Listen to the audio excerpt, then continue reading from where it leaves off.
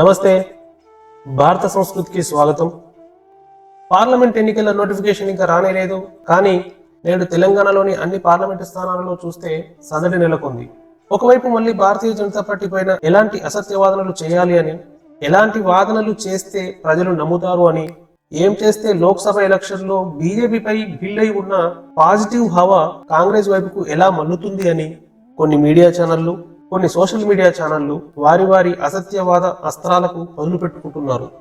అయితే తెలంగాణలో ప్రస్తుతం క్షేత్రస్థాయిలో నిర్మాణం అయి ఉన్న పరిస్థితి ఏంటో చూసే ముందు, రానున్న పార్లమెంట్ ఎన్నికల్లో భారతీయ జనతా పార్టీ తెలంగాణలో గెలవాలని చూస్తున్న సీట్లు ఎన్ని, అసలు తెలంగాణలో ఉన్న మొత్తం పార్లమెంటు స్థానాలు ఎన్ని, బీజేపీకి ప్రస్తుతం ఎన్ని సీట్లు గెలిచే ఆస్కారం ఉంది, రాబో రోజుల్లో మిగిలిన సీట్లపై ఏ విధమైన దృష్టి సారించాలని ఆలోచిస్తుంది, ఎలక్షన్ పండితులు బీజేపీ ఎన్ని స్థానాలు గెలవవచ్చని చెబుతున్నారు.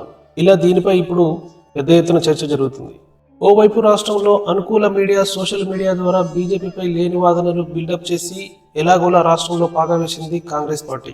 ఇప్పుడు పార్లమెంట్ ఎన్నికల ముందు కూడా మళ్ళీ బీజేపీపై చిత్ర విచిత్ర కథనాలు చేయించి గుంపగుత్తగా ఎంపీ స్థానాలు గెలవాలని పథకాలు పన్నుతుంది కాంగ్రెస్ పార్టీ. కానీ గతంలో 9 స్థానాలు గెలిచిన బీఆర్ఎస్ ప్రస్తుతం పార్లమెంట్ ఎన్నికల్లో దాని ప్రస్తావనే ప్రజల్లో లేకపోవడం సంచలన విషయం. ప్రజలు బీఆర్ఎస్ ను పూర్తిగా మర్చిపోయారు. ఈసారి బీఆర్ఎస్ 0కే పరిమితం అవుతుంది అంటున్న రాజకీయ విశ్లేషకులు. కానీ బీజేపీ రాష్ట్ర నాయకత్వం, కేంద్ర నాయకత్వం ఈసారి హైదరాబాద్తో సహా అన్ని స్థానాలను కైవసం చేసుకోవాలని కసిగా ఎత్తులకు పై ఎత్తులు వేస్తుంది. ఇప్పటికే బీజేపీ అగ్రనేత హోంమంత్రి అమిత్ షా 12 సీట్లు పార్టీకి లక్ష్యంగా నిర్ణయించారు.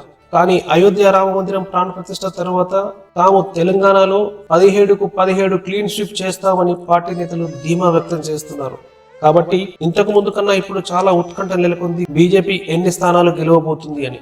బీజేపీ ఒకప్పుడు పట్టణాలకే పరిమితమైన పార్టీ, కానీ ఇప్పుడు గ్రామాలలో కూడా ఇంతింతై వటుడింతై అన్నట్లుగా ఎదిగిపోయి గ్రామాలలో కూడా బీజేపీ దాని హవా చూపించబోతుంది ఈ పార్లమెంట్ ఎన్నికల్లో. ప్రస్తుతం బీజేపీ ఏ స్థానాలు సునాయాసంగా గెలిచే అవకాశాలున్నాయి, ఏ స్థానాలు ఎక్కువ కష్టపడి పనిచేయాలో ఇప్పుడు చూద్దాం. గత లోక్సభ ఎలక్షన్లో బీజేపీ ఆదిలాబాద్, నిజామాబాద్, కరీంనగర్, సికింద్రాబాద్ 4 స్థానాల్లో విజయం సాధించింది. 19.65% ఓటు శాతాన్ని నమోదు చేసింది. గత లోక్సభ ఎన్నికలతో పోల్చుకుంటే 9%కు పై ఓట్లు పెరిగాయి. గత లోక్సభ ఎన్నికలలో బీజేపీ హైదరాబాద్, మహబూబ్ నగర్ జిల్లాలో 2వ స్థానంలో నిలిచింది. ఈసారి హైదరాబాద్ లో అద్భుతం జరిగి బీజేపీ గెలిచిన అతిశయం లేదని ఎలక్షన్ పండితులు వాదిస్తున్నారు. అలాగే ఈసారి మహబూబ్ నగర్ స్థానం బీజేపీ కైవసం చేసుకోబోతుందని స్థానిక ప్రజలు వాదిస్తున్నారు. ఇప్పటికే గెలిచిన 4 సిట్టింగ్ స్థానాలు కరీంనగర్, ఆదిలాబాద్, నిజామాబాద్, సికింద్రాబాద్ మళ్లీ కైవసం చేసుకోబోతుందని తెలుస్తుంది.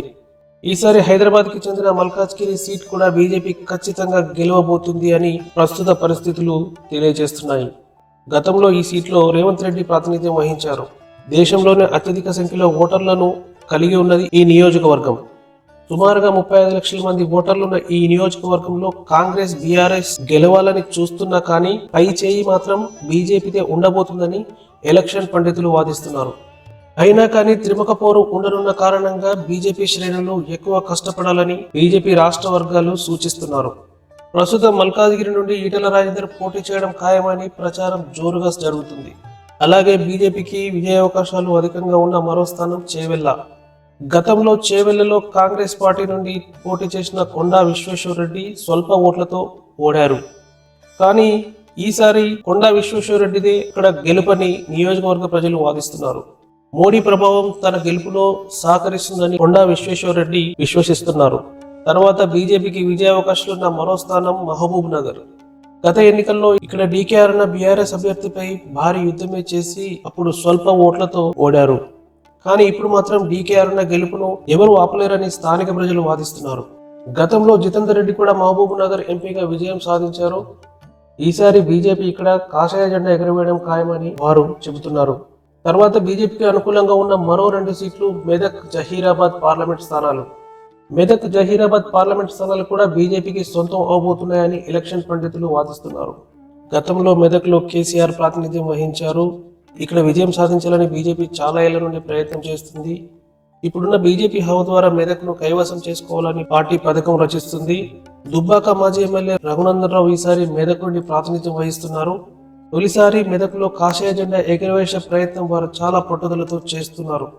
రాష్ట్రం యొక్క సరిహద్దు ప్రాంతంలో ఉన్న జహీరాబాద్లో అటు మహారాష్ట్ర ఇటు కర్ణాటకల యొక్క ప్రభావం ఉంటుందని, అయినా కానీ ఇక్కడ కొంచెం కష్టపడితే ఈ స్థానం కూడా బీజేపీ కైవసం చేసుకోవచ్చని బీజేపీ రాష్ట్ర వర్గం భావిస్తుంది.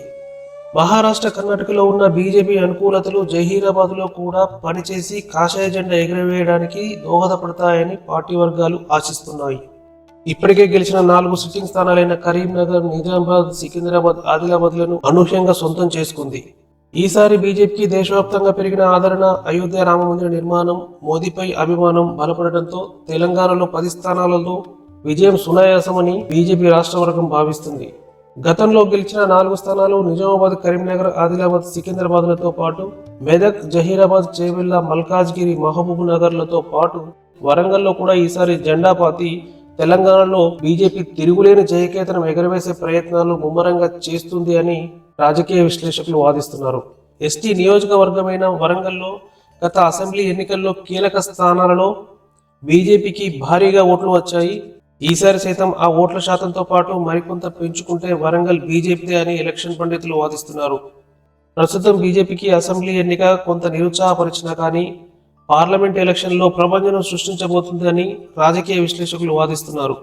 10 స్థానాలను సునాయాసంగా గెలుస్తూ మిగిలిన 7 స్థానాలలో తీవ్ర ప్రభావం సృష్టిస్తూ వాటిలో కూడా మరో 4 స్థానాలు గెలిచేదానికి బీజేపీ వర్గాలు భారీగా ప్రణాళికలు రచిస్తున్నాయి.